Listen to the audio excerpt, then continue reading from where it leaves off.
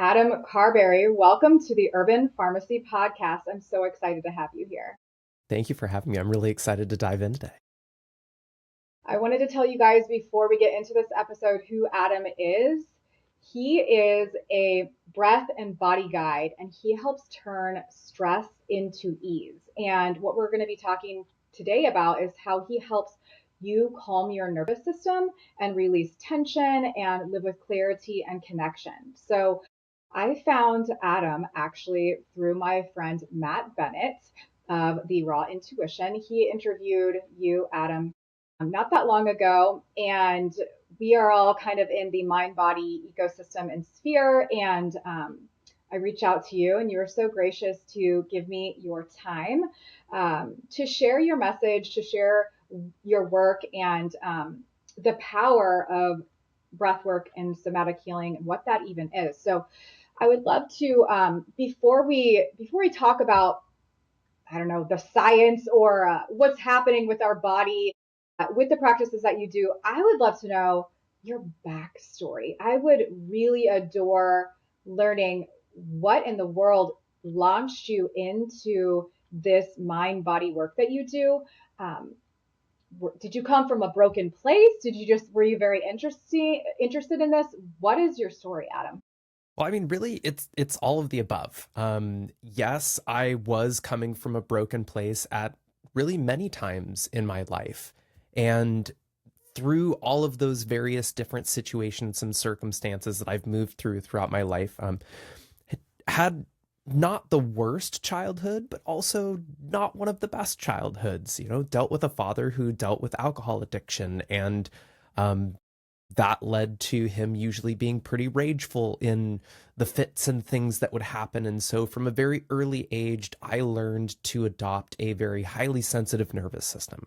I learned to become hyper aware of my environment and hyper aware of other people's emotions, to the point where I started to learn to shut down my emotions and just match the environment around me. Highly adaptive trait as a child. It kept me safe in many situations, but now as an adult, it became a unadaptive pattern that started to really hinder my ability to show up in social situations, to be fully myself in relationships, to honor my needs when I actually needed something that I wasn't showcasing. And so through all my various trials and tribulations throughout my life, I mean, if I told the whole story, we'd be here for hours. But to just really sum it up, I spent much of my teenage years being told that there was something wrong with me. I was labeled ADHD and bipolar.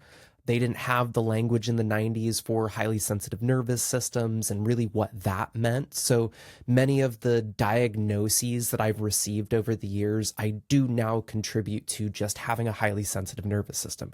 I have the ability that which many people would refer to as being an empath, but if you're a highly sensitive person, you are an empath. But if you are an empath, you aren't inherently a highly sensitive person. So we can dive into the distinctions of that if you want, but there's a lot better research out there. And Dr. Elaine Aron, if you haven't heard of her before, if you're interested in highly sensitive people, that's definitely your best resource to go to. But through discovering this about myself in 2020, going through a very tumultuous time period in my marriage, I got the language around what it actually meant to be highly sensitive. And when I finally got that language, it started to put all the pieces into place of what I'd been searching for a really long time. And really, it was just more awareness around how does my body actually function? Not how I'm told it should function, but how does mine actually function? And how can I start to create my life around how my nervous system actually is tuned to operate? Because if we think about our nervous systems as, and I'll just use the example of cars. My dad was really big into cars growing up. So I was always kind of hearing him being able to notice like this thing, and you had to tune it this way. And then this car needed a certain something, so you had to tune it this way. So our nervous systems are very simpler. Some people drive around in Honda Civics where all you've got to do is put gas, change the oil, put some new tires and brakes on here and there, and it's just going to keep running forever. Doesn't need a whole lot of extra stuff. And then you've got people who have nervous systems like Ferraris and Lamborghinis where they need a lot more maintenance. They need a lot more upkeep. They need more downtime. They can't be driven every day. as hard as some other vehicles that are just designed to be abused. And so when I learned all of this information, it was right around the same time period where I had just come out of a very powerful experience in a 10-day intensive retreat in Peru, where I first discovered well, not first discovered plant medicines, but I had my first experience with some really powerful plant medicines. But in between those plant medicine journeys, there were two breathwork sessions that completely changed my life. And I went down to Peru wholeheartedly to experience the plant medicine, and I left being addicted to breath. And so that was really the main experience that showed me that there's actually something really powerful about being able to meet ourselves as ourselves without any other substance in our system and be able to go to places that other substance can take us to as well.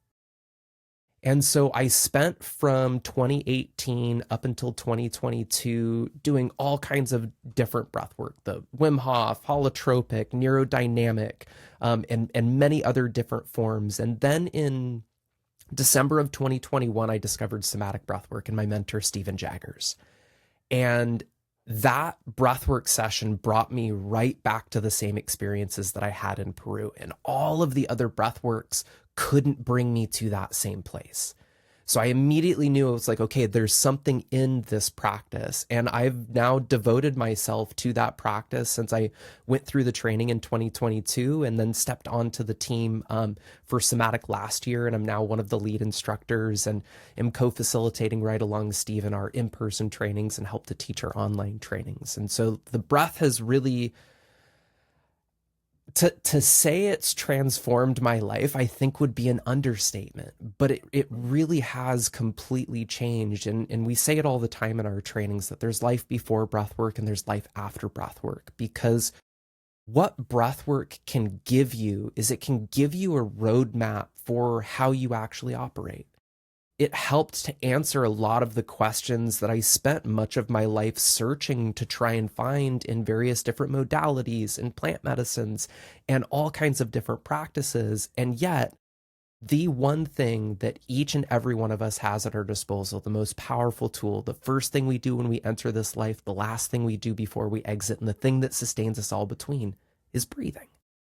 So why not learn how to actually consciously control our breath to enter into different states of consciousness that allows us to work through the stresses and pressures that carry in our body so that we can move those through and actually operate from a place of regulation, from a place of constant dysregulation, as most of us find ourselves these days. Hmm. Whoa. Okay, that. There's a lot to unpack here. I'm going to try to remember all the things I want to ask you.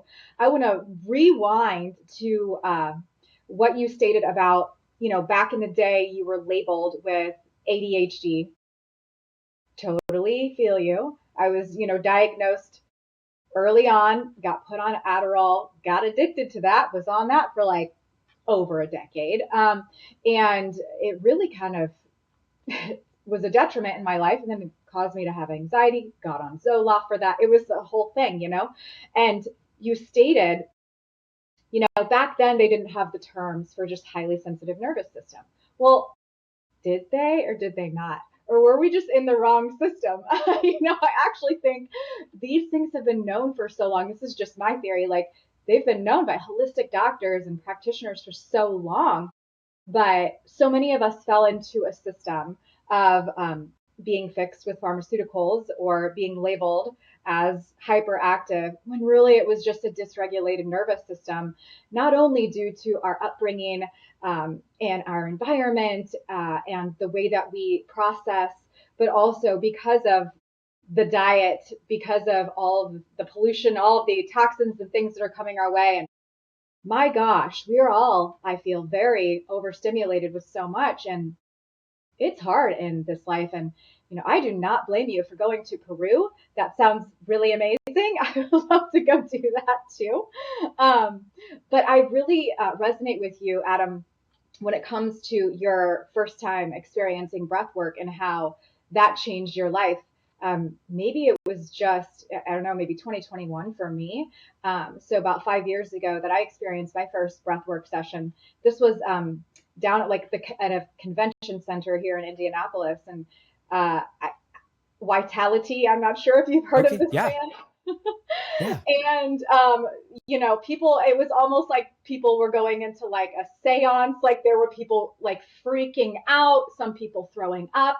I actually cried. And for me, I've suppressed my feelings and emotions for so long. And for me to cry was quite amazing. And I had a transformation at that point and knew that breath work was going to be a piece of my life,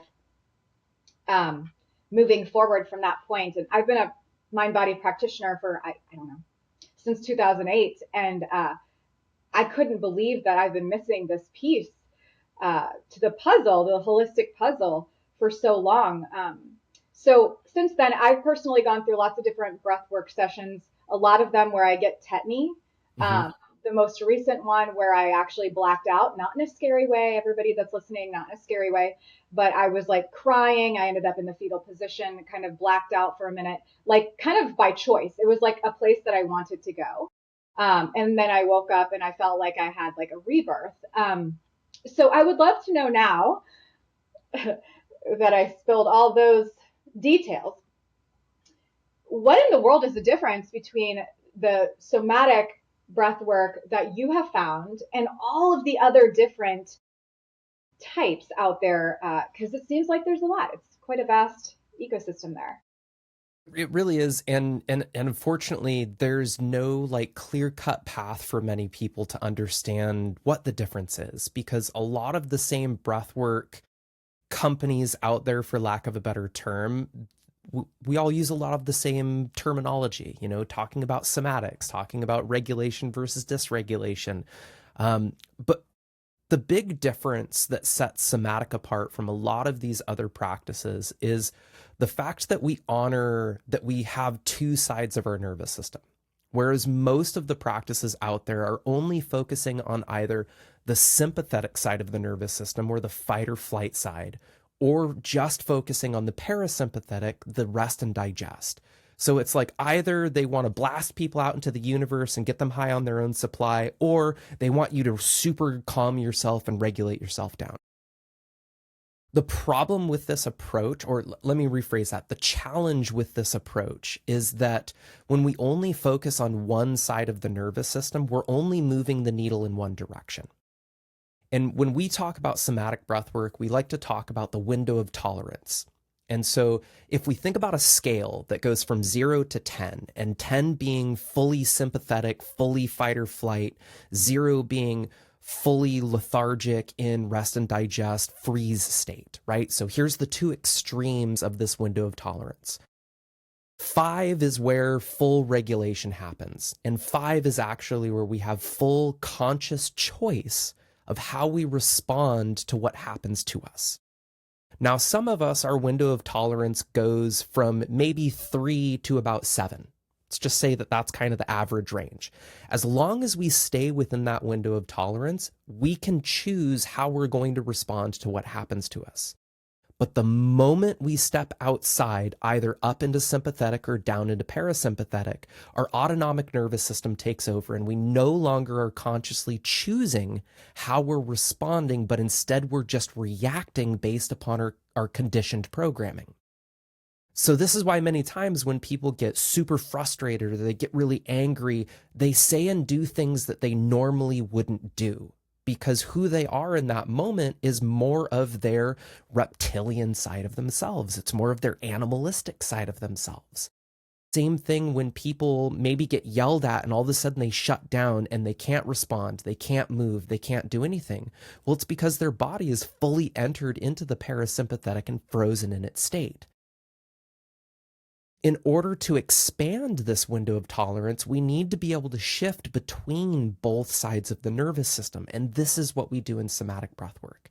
Half the session we're going to spend activating the system, entering into the sympathetic state, because that's the state that most of us trapped these emotions. We trapped these experiences and energies that we've experienced throughout our lives.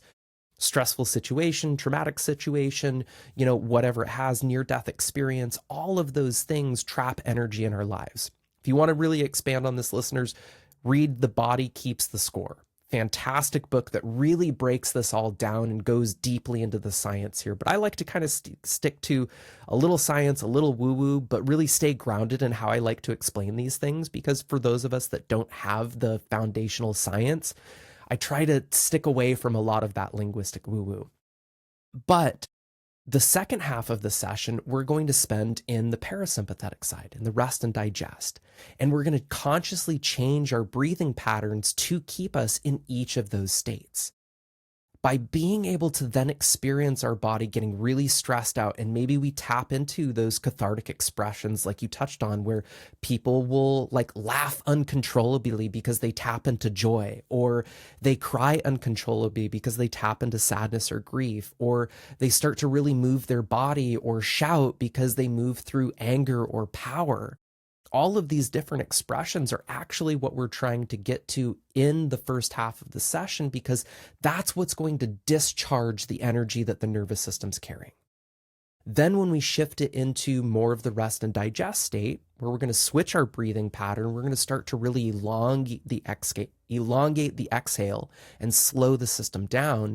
Then we're stretching into the parasympathetic side. So as we move through this practice, and like breathwork is a practice, it's not a one and done thing. It's not like you're going to go do one journey and be healed of all of your stuff. It's like a yoga practice. It's something you have to keep revisiting. But it doesn't mean that you have to do a 60-minute journey session every single week to expand your window of tolerance. Maybe you do that once a month or once every couple of months to really discharge the system.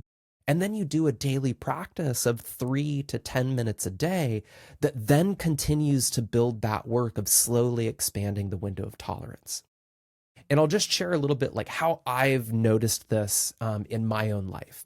I grew up having a father that was very reactive. So when things didn't go as planned, he entered into full sympathetic state and would get really upset and really angry.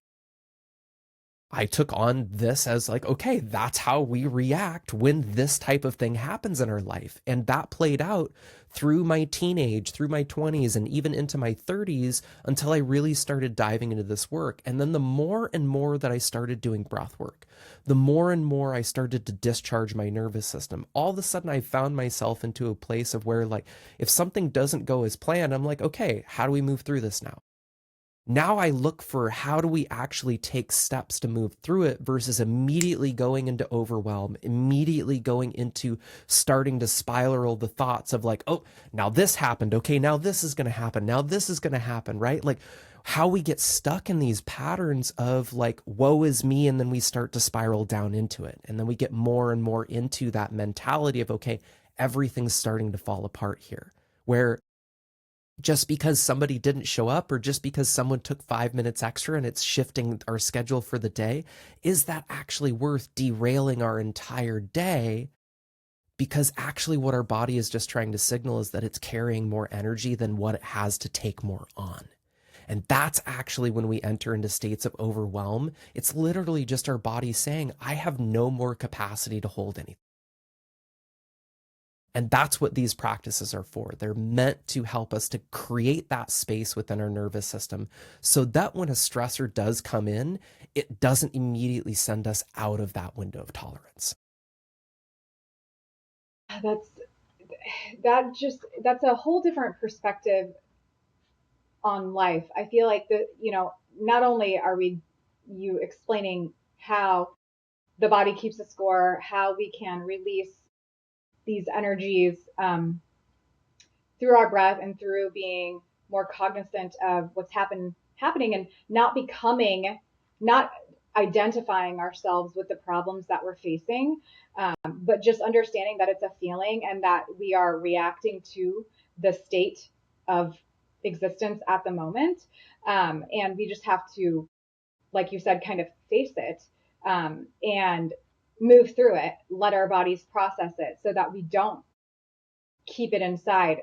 And for me, I feel like that's it's such a mindset shift. It's not just understanding that this can be a physical thing, but it's such a mindset shift. And so many people are living in that space. Adam, you mentioned the woe is me mentality. Like, so how have you seen breathwork help people who are living in this state? Because I can think of many clients right now that they live in this mindset of woe is me, things are happening to me, I don't have enough, I'm not far enough, this happened to me, so I'm a victim. Where How does breathwork help people get out of this state? What is it doing to their mind, their body, their consciousness? Yeah, so really what's happening, and maybe it's helpful if I kind of break down the full session structure itself. So in a full 60-minute journey length session, we have 3 rounds of clearing, and each of those rounds are like 8 to 10 minutes long. And then in between those rounds, we take some breath holds.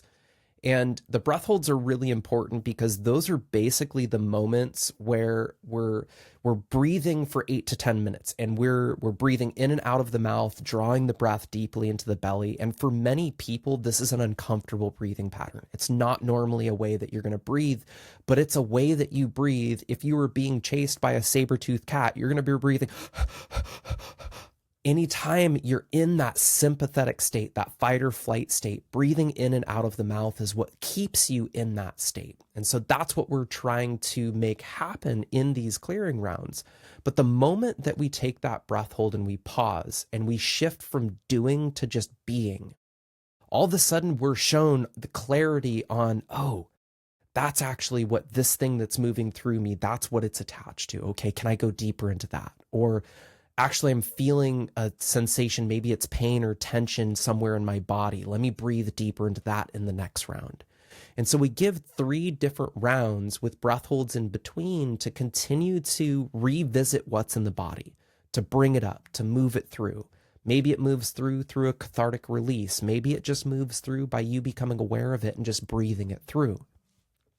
In the instance that you shared where you blacked out in that instance in your session, this is actually very common to happen in a breathwork experience, and something that people shouldn't be afraid of happening, because many times what this means is the body recognizes that there's something that wants to move through, but the conscious mind is like, I have way too much attachment to that thing. I'm not going to let it move through. So the body in its infinite wisdom is like, okay, bye. And it turns off the conscious mind.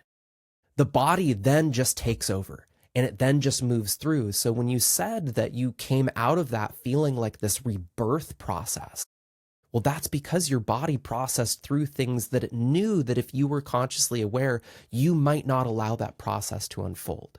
But it knows that that's actually what you need the most. And so I always share with clients that we never get what we want in a session, but we always get what we need. Because the problem is that most of us enter into breathwork, any type of other practice, coming from the place of the mind, where we think what is best for us. We think what we need to work through. We think that we know what that next step is. But many times the body has a completely different plan.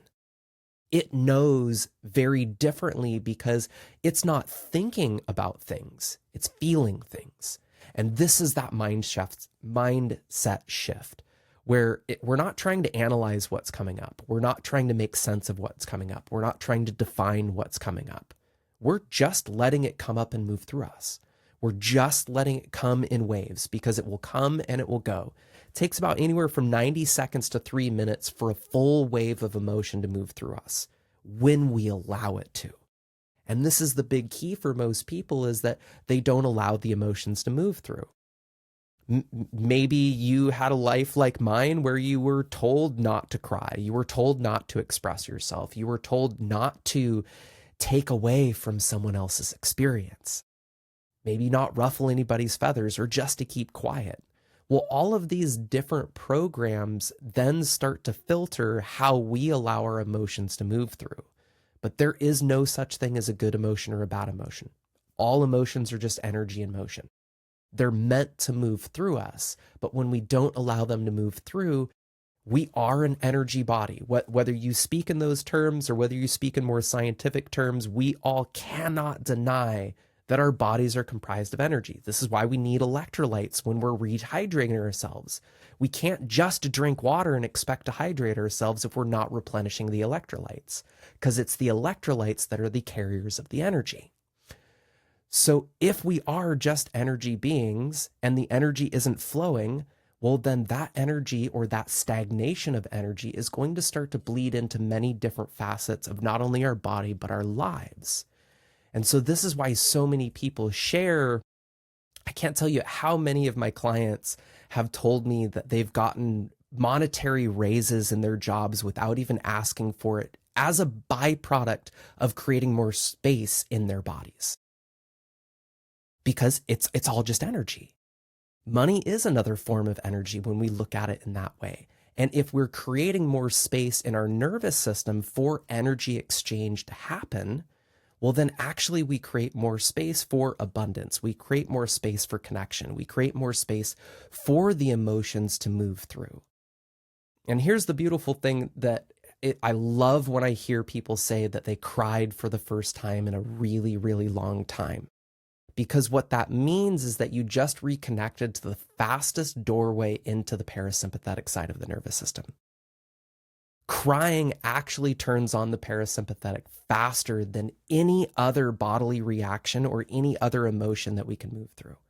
This is why most kids, when they're going through a temper tantrum and they're pissed, all of a sudden at some point in time it shifts into crying and then they go into a nap. Mm-hmm. I would love to take a nap right now. Just thinking about all this, like all the emotions, I'm like, oh man. Like, yeah, no, truly. Adam, I just read something about like the energy of tears and the energy of crying.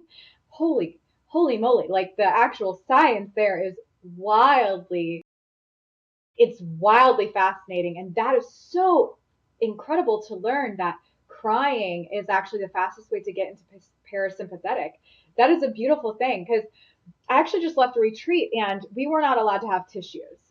So we were encouraged to cry and to not have the tissues. Because what do the tissues do? They stop the flow. They stop the flow. So we have to let it flow through us. And I think a lot of people, I don't know if you resonate with this, but most people are living in their own hell because they feel comfortable there. And they don't really realize that it's their own personal hell and that it's almost and most likely easier to just go through the process of moving the energy that we're also scared to face um, to get out of our own personal hell. And this is why I think that what you do is so powerful and the nervous system work and moving the energy and understanding how we need to face both. We need to be in both parasympathetic and sympathetic to truly get to that healing state, to our ideal spot where we have more capacity to hold more energy, to hold more abundance, is just so important. It's just fascinating. So tell me, what about the physical body have you seen when it comes to people practicing in terms of how they're healing? Have you seen shifts? I mean, you said abundance with financial wealth. What about gut issues? What about chronic migraines? What about depression, anxiety? What are the most common things that you're seeing people have relief from with this somatic work? Well, I would say the most common ones that people are finding relief from is chronic stress, anxiety, depression, all of these chronic states that many people deal with and many people take medications to be able to mitigate. A lot of those, most of the time, it's not true for everyone because breathwork isn't inherently for everyone. There are some contraindications to breathwork that, people should be aware of, such as like pregnancy, cardiovascular disease, glaucoma, things like that, that the body's already stressed enough. So stressing it even more isn't probably going to get us where we want to go. But for most people, especially people that are dealing with anxiety or depression, chronic stress, those are the types of people that do need to actually activate the system a little bit more to get it to discharge and finally bring itself back into regulation. And then once the body starts to feel that it can get stressed out and it can come back into regulation and nothing bad happens, it begins to reprogram the mind to its relation with stress. Now, the most unique one, I'm slightly hesitant with sharing this because like we don't have any research, we don't have like definitive evidence to it except for Medical life going on here. It's okay. this one student's experience. But this one student joined one of our 3-day workshops, which we actually have one coming up on March 3rd, 4th, and 5th, where we take people through kind of this similar information, what I've shared today. And then on day 2, we take them through a breathwork session. And then day 3, we kind of break apart a little bit more around what happened in the breathwork session and talk about some of the meta skills that we believe practitioners should have in order to be able to truly hold space for other individuals. But she attended one of these workshops, and she at the time was using a wheelchair, or not a wheelchair, but a walker because of her Parkinson's, and couldn't really stand up straight, was very immobile. That one session brought her about 45 minutes of relief, where she didn't feel like she had to hunker over. She actually felt like she could stand up straight for the first time. She has now moved through our 12-week online practitioner training and just recently attended our 4-day intensive in-person training. And at the in-person training, she was using a cane. And she did not use the cane except to come and go from the space. The entire time she was in the space, she was moving around on her own accord. And she shared that she only uses the cane as just like a safety thing. She doesn't need to use it, but she's just there in case she gets a little unsteady. But to have somebody go from being reliant on a walker to now being able to actually move on their own accord and not have to use a cane if she doesn't want to, that just speaks to how much our bodies are inherently designed to heal themselves. But they have to have the capacity to do so. And I think that's the biggest thing, is most of us are walking around being energetically obese. Mm-hmm. You know, we might eat right, we might work out well, but if our energy hygiene isn't good, if our nervous system hygiene isn't good, then we're actually still carrying a lot of things. And that is also some things that people noticed of people have lost weight through just doing breath work, not changing anything about their diet, not changing anything about their workout, but just shedding the holding of energy allowed the body to shed some of the weight. Because the truth is, what is energetic within our body also eventually manifests as something physical. This might be dis-ease, it might be cancer, it might be weight gain, it might be anxiety, it might be depression. All of these things are simply signals from our body that something is out of balance, because that's all our bodies and our nervous systems are ever trying to achieve: homeostasis and growth. So long as it's growing, but growing from a balanced standpoint, our body is going to be in the best health that it possibly can be. But the moment that it can't grow because we're either not allowing it to, because we're staying in that uncomfortable known, like what you were talking about earlier, that's what starts creating more and more stagnation, when we don't allow ourselves to move. When maybe we spend too much time being in front of a computer screen most days and don't actually take time to go outside and walk and discharge our nervous system in that way. I mean, there's so many different ways that we can discharge our nervous systems. Doesn't have to be breath work. It's just one of the ways that I've found that works really well for my body and most people's bodies. And it's a way that you can actually discharge a lot really quickly without causing too much undue stress. And to just rewind a little bit, when we were talking earlier about the different types of breath work, this inherently is one of the challenges of many of these practices, like holotropic breath work as an example. Stanislav Grof, call him the grandfather of breathwork. He created holotropic breathwork in the 60s and 70s in order to start to induce the same types of experiences that he was leading people in using LSD. But once LSD was made illegal, he had to find a different approach and avenue, because the avenues to legally get LSD at the time was just not in his deck of cards. So he created holotropic breathwork, which is a 3 hour full activation breathing. No breath holds, no breaks, no nothing. You are breathing hardcore for 3 hours. Wow. For most people, that's too much, too fast, and too much, too fast usually just causes more stress and trauma on the nervous system. So most of the time when I've encountered people that said that they had a really bad experience with breathwork, it's because they experienced one of those types of breathwork where there wasn't regulation brought in at the end, where people are just activated and then it's like, okay, bye, go out, Yeah. do enjoy life. And people leave that where it's like, I don't even know how to put into words what I just experienced. I don't even know where I am right now. And all of a sudden they're leaving very dissociated.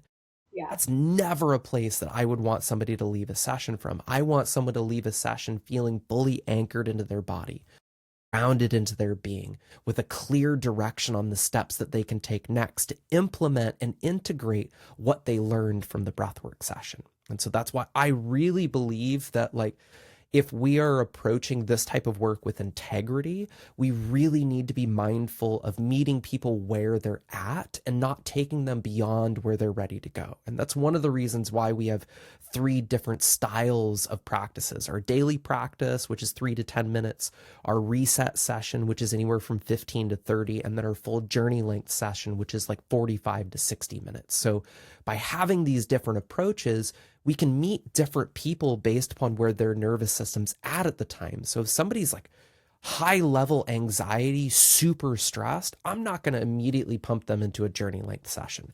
I want them to take little baby steps in. It's kind of like if somebody doesn't know how to swim, you're not going to throw them into the deep end of the pool right away. You're going to start in the shallow end, let them get comfortable, and then slowly let them get deeper and deeper and deeper as they're prepared to do so.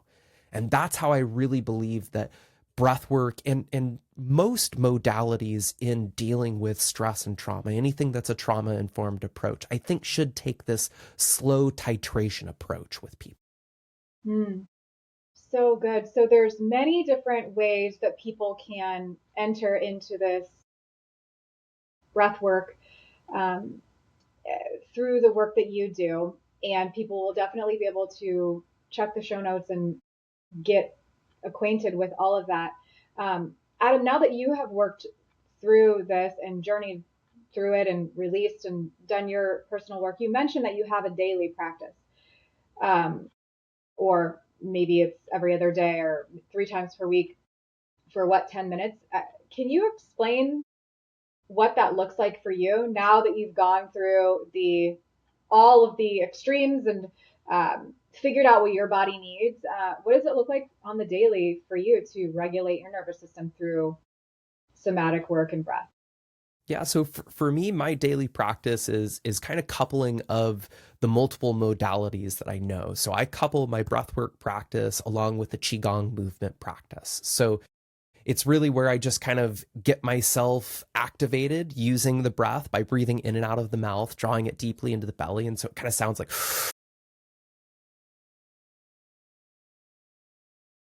so I'm keeping a circular breath. So there's no pauses at the top or the bottom. And this is the type of breath that's going to start activating my system. Then I'll start going through some movements to where really I'm getting that energy to start to now flow through my legs, through my torso, through my arms, really getting it to move. And then towards the end of the practice, I shift into the parasympathetic breath. So switching to breathing in through the nose, out through the mouth, still keeping it circular and still drawing it deeply into the belly.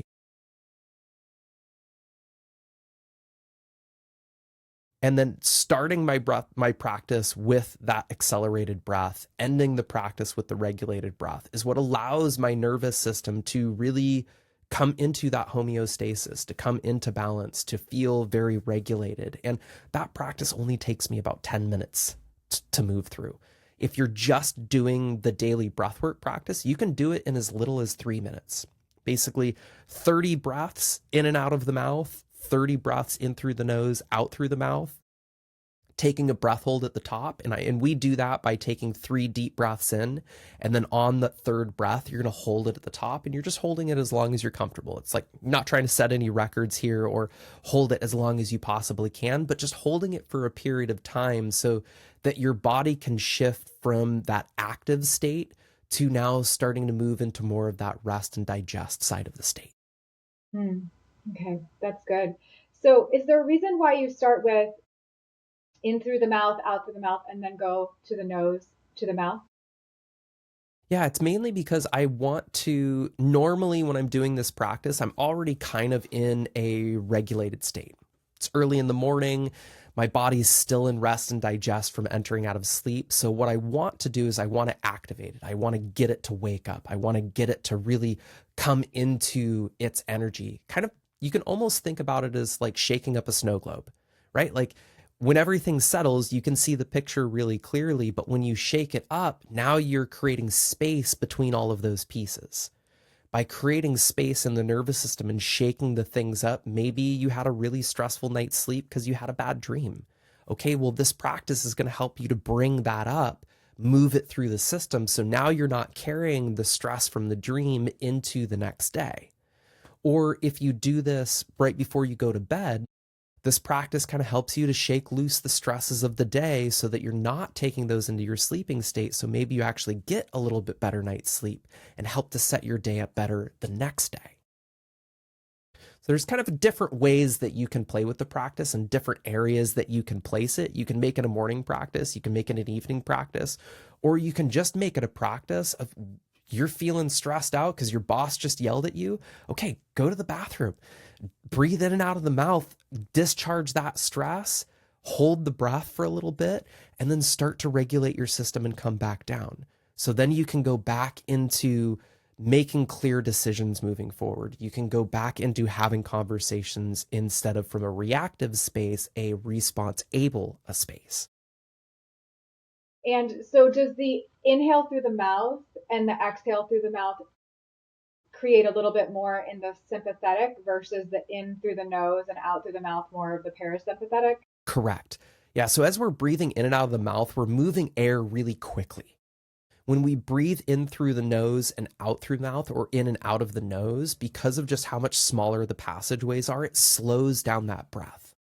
And the slowing of the breath is what's going to lead us further into the parasympathetic. The more that we create a speed of the breath and depth of the breath, that's where we're going to start to enter into that sympathetic state. That makes sense. I like that. And when I'm teaching Pilates, when I'm telling people to move, I say, just one movement after the other, just like you're riding a bicycle. Just keep it going. And I'm gonna start thinking about that when I try to implement some breath work into my daily. Maybe it's just like 1 minute, just one movement after the other, no stopping, unless, of course, I'm doing a specific technique where I'm holding. And I'm very fascinated to learn more about the specific um, breath work that you're teaching and the nervous system regulation through Soma. So I'm really excited to tap more into that. Do people work with you one on one, Adam, or are you just working in group capacity? Yeah, so I do take on a limited number of one-on-one clients. I am a coach as well, and breathwork is the foundation of my coaching practice. And so I take people through many different sessions, and then we have coaching calls in between those sessions where we can start to unpack what comes up from them and start to create clear roadmaps moving forward for either the next session, or maybe the next session is slightly different. I'm Reiki practitioner as well, energy worker. So I work with many different forms of modalities.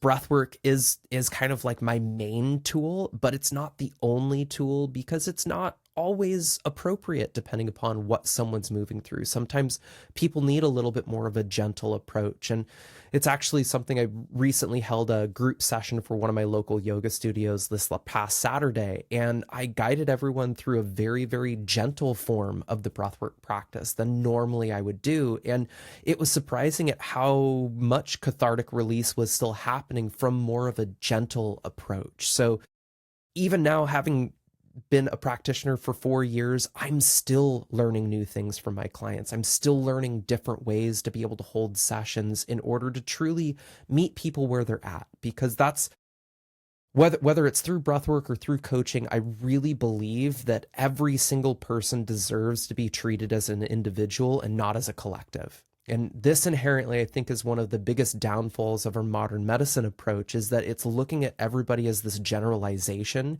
It's looking at everyone as if they're the same. And yet all of our bodies are built differently. All of our nervous systems are structured differently. Not a single one of us has lived the exact same life. Even when you grow up in the same home, how your nervous system evolves versus how your siblings' nervous systems evolve are going to be completely different because we all have slightly different ways that we've learned to adapt to what happens to us.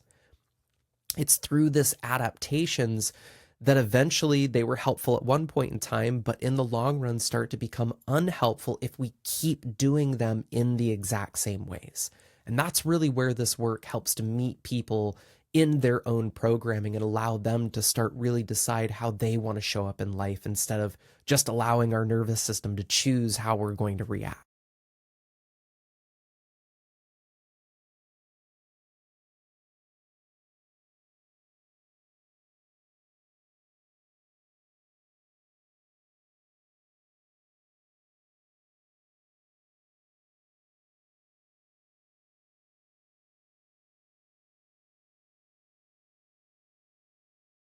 It's mainly just that you don't have to do the work alone. Most of us have been wounded in relationships, so therefore we have to heal in relationship. I spent most of my self discovery journey doing everything on my own, feeling like that's just what I had to do. But that was also a story that I had adopted in my early childhood was that I couldn't rely on certain people. So the only person I could rely on was myself.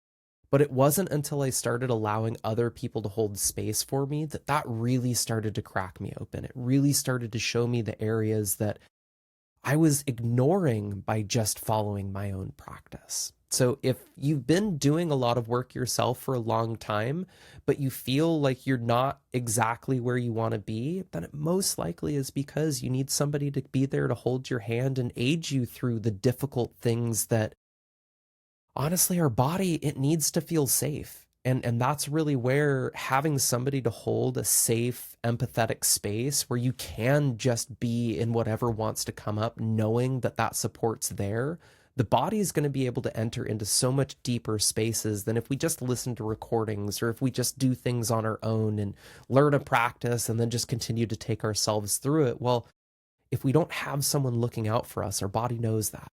And so our body is only ever going to allow us to drop in so far when we're just there by ourselves.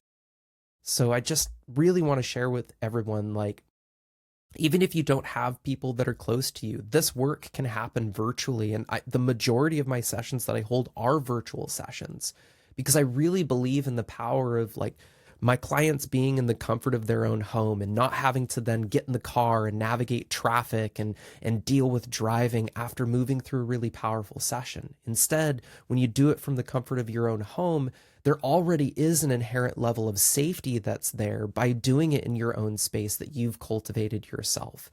There's an inherent level of safety for me by doing it in this space that I've cultivated for me to work out. So when we both feel safe in the spaces that we're working from, we can meet each other in that safety and drop in that much deeper. And at the end of the day, we can only take others as deep as we've gone ourselves. And so sometimes we need another person that's gone deeper than we have to be able to help to guide us there.